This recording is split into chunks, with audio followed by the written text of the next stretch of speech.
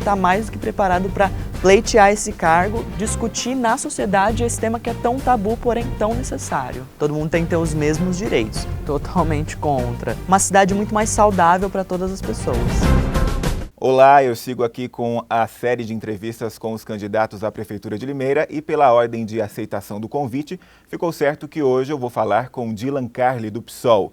Primeiramente, obrigado por ter aceito o convite, Dylan. De nada, Gustavo. É muito gratificante participar desse espaço. Ajuda muito a impulsionar a nossa campanha, tendo em vista que o tempo de TV é reduzido, então todo o espaço que a gente é convidado, a gente aceita, porque é muito importante divulgar a nossa campanha e os ideais do PSOL, que Limeira precisa tanto ouvir. Eu vou só então passar as duas regras que são extremamente importantes. A primeira é que todos os temas serão abordados com todos os candidatos. E a segunda é que o tempo de entrevista é de 25 minutos, sendo que não haverá edição de fala do candidato, uma maneira aí do eleitor avaliar o desempenho de cada um diante dos questionamentos. Então a gente pode começar, candidato? Podemos sim, Gustavo. Ok, nosso tempo começa a contar a partir de agora. A primeira pergunta parece bastante óbvia, mas é necessária até para o que o eleitor avalie aí a motivação de cada um. Então, por que o senhor quer ser candidato? Por que o senhor quer ser prefeito de Limeira? Bom, as mobilizações que tiveram ano passado a respeito do aumento do salário dos vereadores e da discussão do Plano Municipal de Educação foi algo que me impulsionou a participar da política. Na época eu já era afiliado ao PSOL, porém não tinha pretensão naquele momento. Então, foi lutando pelos direitos da população que a gente impulsionou isso. Depois, fazendo uma análise dentro do partido, a gente viu que era extremamente importante lançar um candidato. E aí, analisando, fazendo os pesos, a gente apostou na juventude, que cada vez mais vem sendo uma juventude atuante na política, e a gente acha que isso é essencial.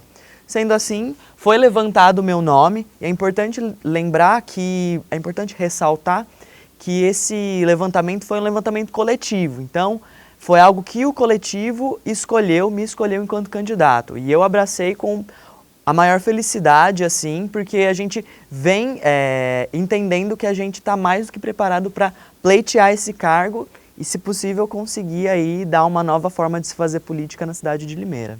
Dylan, você comentou que esse sonho, digamos assim, nasceu no ano passado, foi durante aqueles protestos realizados na Câmara de Vereadores contra a ideologia de gênero.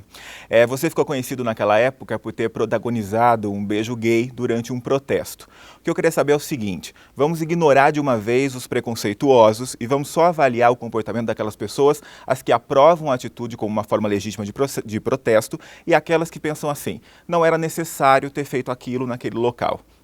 Diante disso, o que eu gostaria de saber é o seguinte: a opinião dessas pessoas pode ter chegado à conclusão de que foi uma atitude intempestiva de um jovem.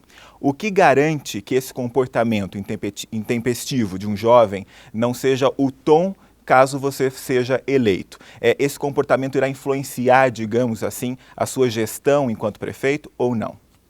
Eu acho que essa questão da ideologia de gênero, primeiramente, assim, acho que já foi utilizado de uma forma um tanto quanto errada, né? Eu acho que a ideologia de gênero é o que a gente vive diariamente, enquanto o que é de menina é de menina, o que é de menino é de menino. Então, acho que isso sim é ideologia de gênero, e não o que a gente estava precisando debater, que são as questões relacionadas a isso, a quebra desse paradigma. Então, o que representa o menino, o que representa a menina, são construções sociais, e cabe a cada um entender como que isso reflete na sua vida. Agora, em relação ao protesto, sim, esse comportamento influenciaria, ou você acredita que prejudica, ou é natural esse tipo de comportamento à frente da prefeitura, por exemplo? Eu acho que naquele momento foi um momento de protesto, e eu acho que, por vezes, se a população se ater simplesmente a algo que é regado a um preconceito que só leva a opinião pública para trás, né? A gente está em 2016, acho que é importante a gente pensar num futuro. Foi um momento de ousadia, e eu acho que nesse momento em que a política nacional se encontra, é um momento de ousar em todos os sentidos, né? Eu acho que a questão da minha orientação sexual, acho que é interessante porque provavelmente eu serei a única pessoa questionada a respeito da orientação sexual, porque isso é um tabu ainda na sociedade. Então a gente precisa desmistificar isso, trabalhar isso na sociedade e a gente acabar de vez com esse preconceito que não leva ninguém a lugar nenhum. Muito pelo contrário, mata as pessoas. Mata uma pessoa LGBT a cada 27 horas no Brasil. E o Brasil é líder nas mortes de crimes de ódio contra a população LGBT. Ok, vamos falar sobre corrupção agora. A gente tem assistido aí atordoado a todos os desdobramentos das operações que estão caçando os corruptos. O que eu quero dizer é o seguinte, a gente viu que essa corrupção atinge o setor público e privado, esse casamento aí meio ambíguo dessas duas entidades que acabam propiciando esses atos de corrupção. Caso seja eleito, qual seria a proposta concreta para evitar esse tipo de corrupção aqui em Limeira? Bom, eu acho que já começa na forma de a gente fazer política, né? O PSOL, ele, no seu estatuto, desde quando ele foi fundado, o partido, ele já proíbe que os candidatos recebam doações de multinacionais, bancos e empreiteiras, porque a empresa não doa, a empresa investe. Sendo assim, a nossa campanha não tem investimento privado, é a gente investindo na nossa campanha. Isso já mostra que o PSOL é o único partido com representação no Congresso que não está envolvido nos esquemas de corrupção. E para a gente é muito essencial falar dessa questão de corrupção. Nós, primeiramente, essas relações promíscuas entre o poder público e o poder privado está sendo o resultado disso. Então nós lutaremos pela valorização do serviço público, porque o neoliberalismo que vem se dando no Brasil desde a década da redemocratização do Brasil, com o fim da ditadura, a gente vem vendo que o poder público está cada vez mais fragilizado. E aí, auditorias, né? A gente vê que a presidente Dilma vetou a auditoria da dívida nacional, que consome quase 50% do orçamento público do país. Para a gente, uma das melhores formas de se lutar contra a corrupção é uma auditoria pública com especialistas da sociedade investigando e vendo, fiscalizando criteriosamente as ações do poder público junto com o poder privado. Ok, o tema agora é feminismo. A gente tem assistido aí nos últimos tempos, principalmente nos últimos anos, um novo feminismo com os mesmos conceitos, renascendo principalmente encabeçado por jovens. A gente pegou os dados aqui de Limeira e observou que só nos primeiros 3 meses do ano, o número de estupro, por exemplo, subiu 71%. É um número bastante chocante. E a gente vê que todo esse movimento culminou na cultura do estupro. Diante disso, o que é possível um candidato a prefeito fazer para tentar reduzir esse índice, por exemplo? Essa questão da cultura do estupro, hoje a gente consegue dar um nome para ela, né? Assim como esse número que aumentou, será que de fato aumentaram 71% os casos de estupro? Eu não acho que isso é o que vem acontecendo. Hoje as mulheres conseguem falar da violência, o que há muito tempo atrás a gente não conseguia. E o empoderamento dado pelo feminismo, a gente deve colocar que assim, o feminismo não é o contrário do machismo. O machismo mata, o feminismo liberta. As mulheres conseguindo se empoderar, elas enquanto mulheres atuantes na sociedade, isso vem dando uma força tremenda para elas, para que elas saiam do mundo privado, né, do lar, que foi sempre designado para elas, e elas indo para o público é extremamente importante. E aí, o feminismo ele vem enquanto algo mais que essencial. A nível municipal, eu acho que o que a gente deve trabalhar fortemente é trazer a mulher para o centro das decisões políticas, né? Porque a gente tem uma Câmara, por exemplo, de vereadores com 21 vereadores e apenas 4 mulheres. E da história toda que a gente teve no Legislativo de Limeira, 4 foi o máximo que comportou a mesma legislatura. Mas o seu vice, por exemplo, é um homem. Por quê? O nosso vice é um homem porque a gente já tinha questionado de ser uma mulher, mas as mulheres do partido, elas estão enquanto presidente, por exemplo. O PSOL é o único diretório municipal que tem uma presidente mulher. As mulheres, elas não preferiram ser vice, porém a gente tem um negro, né? O Douglas Silva, que é estudante assim como eu, que está compondo a chapa comigo, ele é negro, atuante do movimento negro, e a gente, por uma representatividade ou outra, a gente não consegue, nós do PSOL aqui de Limeira, a gente não acha que existe uma opressão que seja maior que outra. As opressões, elas se somam, dependendo da pessoa, Porém, todas as opressões elas são mais que necessárias serem discutidas, né? Agora vamos falar sobre religião. Qual que é a sua orientação religiosa, candidato? Bom, eu cresci na Igreja Católica com os meus pais, eles sempre me levaram, porém, eu não continuei, né? Só fiz até a Eucaristia, e aí depois eu não continuei. Mas nós do PSOL, nós temos um debate muito firme a respeito da questão do Estado laico, né? Que parece cada vez mais que ele é apenas um folclore mesmo. Ele só está lá escrito na Constituição, e aí a gente deve lembrar que a questão do Estado laico, ela é para garantir que as pessoas que possuem alguma religião, e aí a gente deve lembrar que no Brasil não existe somente o cristianismo, existem inúmeras outras religiões, né, que devem ser respeitadas também. As religiões matrizes africanas, principalmente, né, porque cada vez mais a gente vê que elas vêm sofrendo uma perseguição no Brasil. E aí a gente coloca que até as pessoas que possuem religião e as pessoas que não possuem religião, elas devem ser respeitadas. Então, a gente luta por uma constituição de fato real de um Estado laico que garanta a seguridade de todas as pessoas, né? Diante disso, o senhor se considera ateu, agnóstico ou de alguma denominação? Bom, eu acredito que, para mim, eu acredito que exista uma força, de fato, que rege as relações no mundo, porém eu não consigo dar um nome para ela, não consigo dar um gênero para ela, se ela é masculino ou feminino, qual que é o nome, né? E eu acho que a questão de acreditar é muito importante, porém as pessoas que não acreditam também, elas devem ser respeitadas, né? Porque às vezes pode parecer um tanto quanto absurdo alguém não acreditar, e essa pessoa que ela não acredita, ela tem todos os motivos e a gente deve respeitar ela, né? E então, da mesma forma que a gente acredita em inúmeras coisas da nossa vida, as pessoas que não acreditam devem ser respeitadas também, porque como a gente acredita numa forma diferente de se fazer sociedade, né, uma forma diferente de se viver em sociedade, a gente precisa respeitar todas as pessoas. Eu acho que isso é primordial, assim, e muitas religiões pregam isso, porém algumas pessoas não seguem isso, que é muito triste. Pelo menos aqui no Brasil, o tema a seguir vem sempre atrelado à religião. A gente vai falar sobre aborto. Recentemente, essa epidemia de Zika vírus trouxe de volta o assunto à tona, justamente pela possibilidade do vírus causar microcefalia, e esse assunto imediatamente retornou. O senhor é contra ou a favor ao aborto? Bom, eu sigo a orientação, e aí, por conta do movimento estudantil, do contato com o movimento feminista também, o pessoal ele tem uma posição muito incisiva. O pessoal não acredita que o aborto ou a interrupção da gravidez deva ser tratado enquanto algo contraceptivo, né? À torta e à direita a gente incentivar, porque assim, o aborto ele acontece no Brasil, a gente não pode ser hipócrita e achar que ele não acontece. O aborto ele acontece, principalmente com as mulheres pobres, né? E o aborto mata no Brasil, o aborto mata muito. O aborto é a quinta causa de morte materna, quinta maior causa de morte materna no Brasil.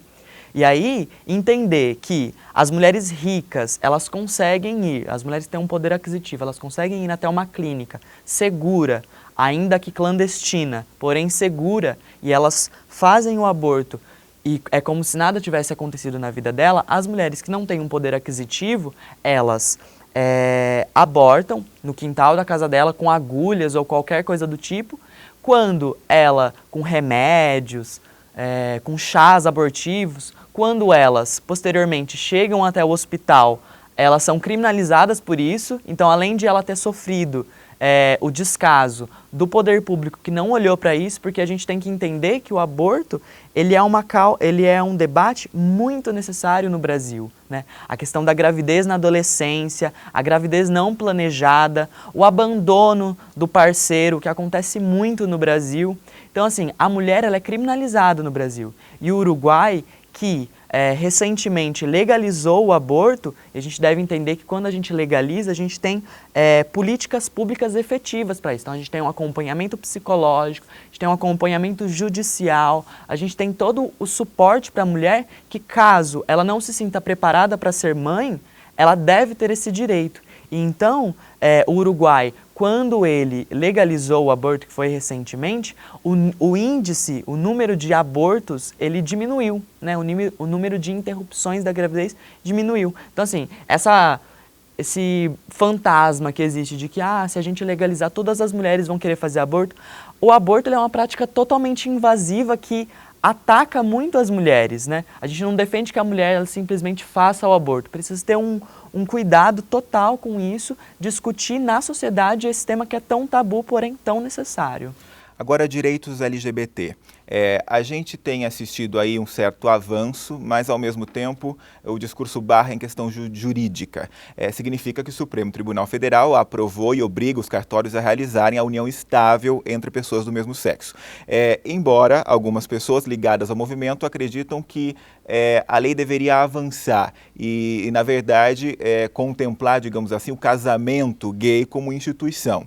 O que o senhor pensa a respeito disso? Eu acho que se a gente pensa numa sociedade melhor para todo mundo tem que ter os mesmos direitos. A população LGBT, mesmo que muitas pessoas pensem, a população LGBT não tem os mesmos direitos do que a população heterossexual, por exemplo. E aí é muito importante falar disso, porque existem casais que querem, né, a regularização da união estável, né, do casamento enquanto instituição. Existem casais que não, porém, versa sobre esse debate uma questão de garantia de direitos. Se um casal que há 10 anos estão juntos, ou até mais, vamos supor, 20 anos estão juntos, a família de um deles nunca ligou, né, por conta do preconceito que existe, então a família se afastou de um deles. E aí, por conta de algum percalço na vida deles, este que a família abandonou morreu, por exemplo, né? Ele faleceu.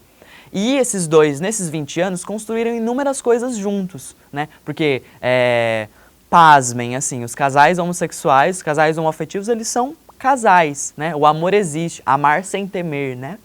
Então, acontecendo esse falecimento, as coisas que eles construíram juntos, possivelmente, por exemplo, pode ir para essa família que abandonou o filho por conta de um preconceito. E aí como que fica esse outro que construiu, que viveu junto com ele, ou ela, né, também, que os casais de mulheres também existem, mesmo que muitas pessoas não queiram admitir, ou simplesmente o fetichizem, né, existem. E aí a gente coloca que a garantia de direitos para esses casais, entre homens, entre mulheres, entre pessoas transexuais, né, é extremamente importante para a garantia de direitos, não só dessa questão material, mas pelo reconhecimento também, que o amor, ele existe. Algumas pessoas querem lutar contra ele, e aí, como eu já mencionei, o Brasil é o país que mais mata a população LGBT. Então a gente precisa lutar, não só por isso, né? A questão da população trans, que não tem ainda o atendimento no SUS, né? Precisa ir nos quintais aí de casa para utilizar de métodos extremamente inseguros para conseguir ter o corpo que desejam, né? O poder público ele tem que olhar para essa população que é tão esquecida e sofre tanto todas as mazelas aí da sociedade. Mais um tema considerado polêmico. O senhor é contra ou a favor da legalização da maconha? A gente acha assim, o PSOL também. E aí, eu sempre vou reforçar a questão do partido, porque às vezes alguns candidatos, eles podem passar uma ideia para a população de que eles são algo descolado do partido. Se o partido aceitou ele enquanto candidato, ele tem a ver com o partido sim, né? Então, o PSOL, ele defende sim a legalização da maconha, porque a gente deve encarar que a população carcerária do Brasil, 30% da população carcerária, ela tá lá, né? 30% da população carcerária existe por conta do tráfico de drogas e principalmente da maconha. E aí, encarar isso enquanto um tema de saúde pública, bem como um assunto de segurança, a população carcerária no Brasil ela excede 30%, ou seja, já tem esses 30% a mais que existe, justamente por conta do tráfico. E a gente entender que o tráfico ele é apenas uma forma de alimentar a guerra, principalmente a população pobre, assim, é muito complicado, né? A legalização da maconha é algo muito importante para o Brasil. Óbvio que, enquanto a nível municipal, não é algo que cabe ao município fazer.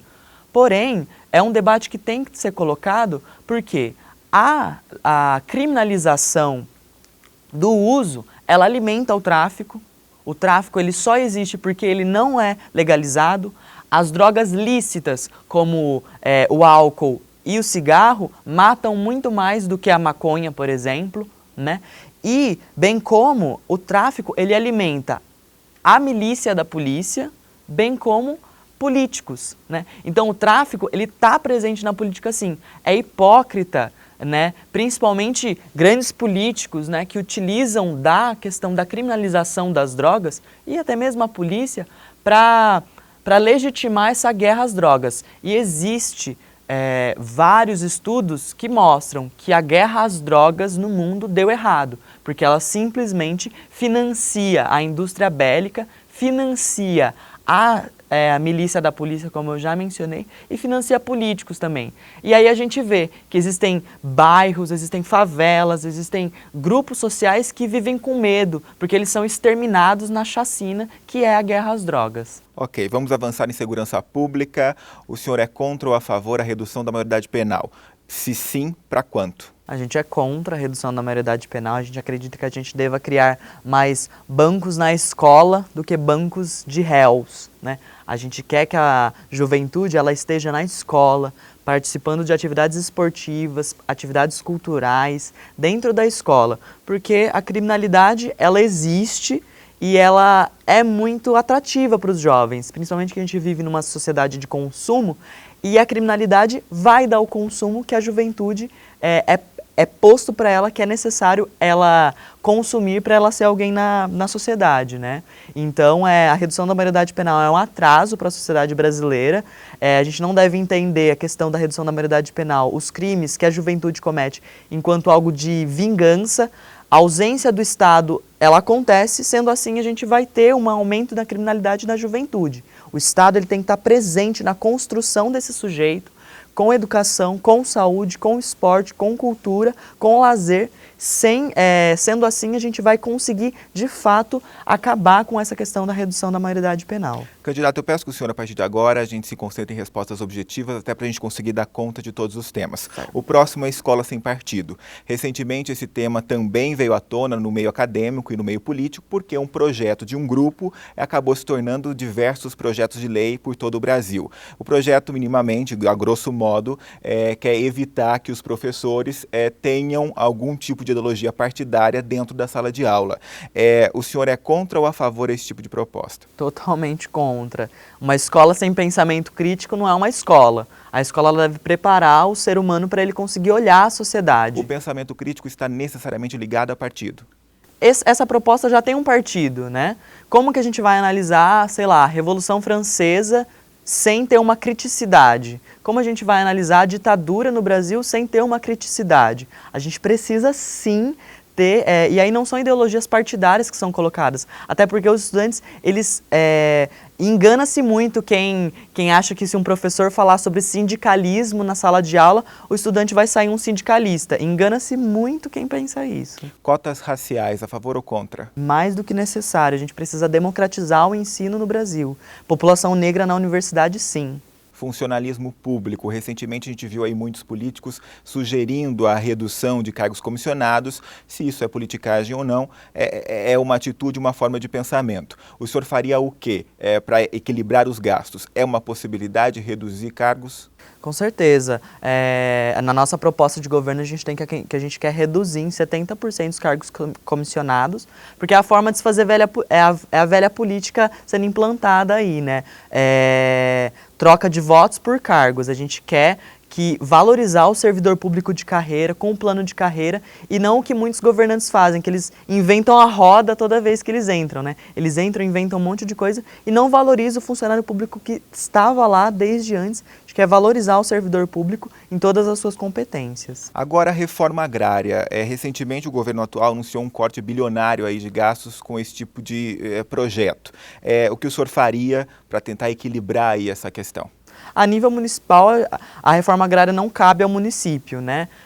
Mas aqui na cidade a gente tem um assentamento Elizabeth Teixeira que há mais de 10 anos sofre todos os ataques dos governos municipais, né? A gente quer garantir, a gente quer essa população assentada, porque eles não são um assentamento ainda. Eles são apenas um acampamento que sofre inúmeros ataques. Lembrando que a questão da produção de alimentos, e as pessoas que estão lá, elas trabalham, as pessoas que estão lá, elas lutam, e a questão da reforma agrária é algo garantido em Constituição. E aí o Plínio de Arruda Sampaio, candidato à presidência pelo PSOL em 2010, era um dos grandes ativistas. O PSOL luta arduamente pela questão da reforma agrária, porque assim a gente vai ter uma sociedade muito mais democrática.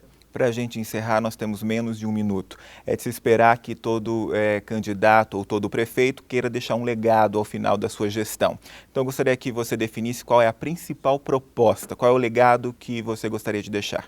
Bom, o nosso legado, a gente quer que nós tenhamos uma sociedade muito mais justa, que a cidade de Limeira seja justa para todas as pessoas, né?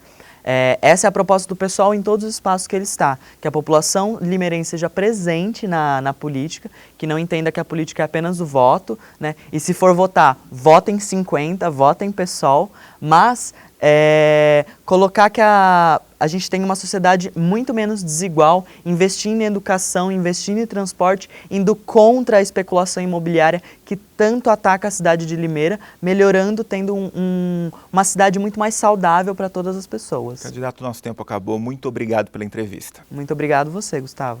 Ok, a gente continua com a série de entrevistas com os candidatos a prefeito aqui de Limeira. Se você quer continuar acompanhando esse projeto, é só se inscrever aqui no canal. Não perca tempo. A gente volta em breve. Até lá.